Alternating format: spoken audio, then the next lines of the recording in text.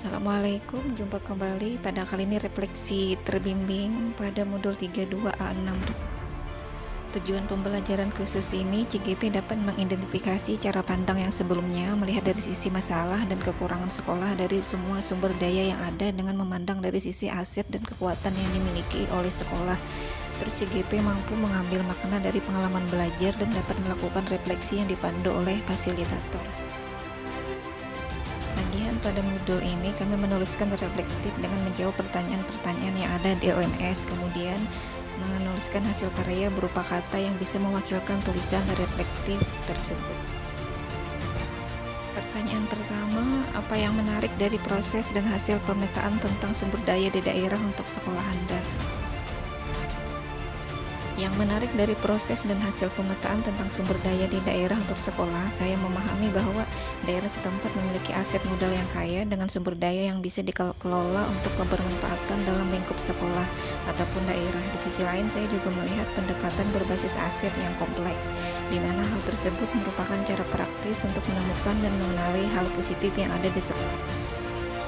Pertanyaan yang kedua, apakah pola pikir yang Anda pikirkan sebelum mempelajari modul ini? Apakah menggunakan pendekatan aset atau masalah? Nah, pola pikir sebelum mempelajari modul ini, saya selalu berbasis masalah, selalu berusaha mencari kekurangan apa yang ada di sekolah tanpa mempertimbangkan sisi kekuatan yang bisa saja timbul di antara kekurangan atau masalah yang terjadi. Pertanyaan yang ketiga, jika ada perubahan, sebutkan apa perbedaannya dan mengapa itu berubah. Pola pikir sebelumnya hanya berfokus dengan pendekatan berbasis kekurangan atau masalah. Ternyata pengelolaan sumber daya berdasarkan aset yang ada ternyata jauh lebih efektif.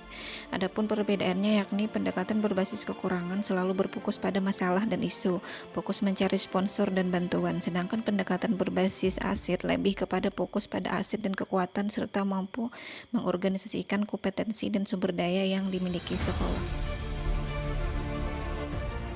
Pertanyaan yang keempat, apa yang perlu Anda lakukan jika Anda dapat terus berpikir dengan pendekatan berbasis aset?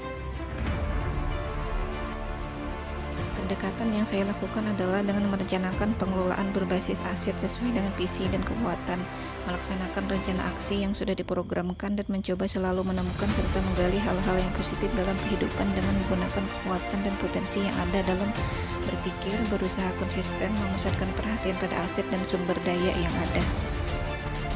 Pertanyaan yang kelima, buatlah satu kata yang bisa menggambarkan apa yang Anda rasakan saat ini. Jawaban saya adalah bersyukur. Sebagai pemimpin pembelajaran, kita harus bersyukur dan mampu memanfaatkan serta mengelola aset yang ada. Fokus pada aset dan kekuatan, membayangkan masa depan, berpikir akan kesuksesan yang telah diraih, mampu mengorganisasikan kompetensi dan sumber daya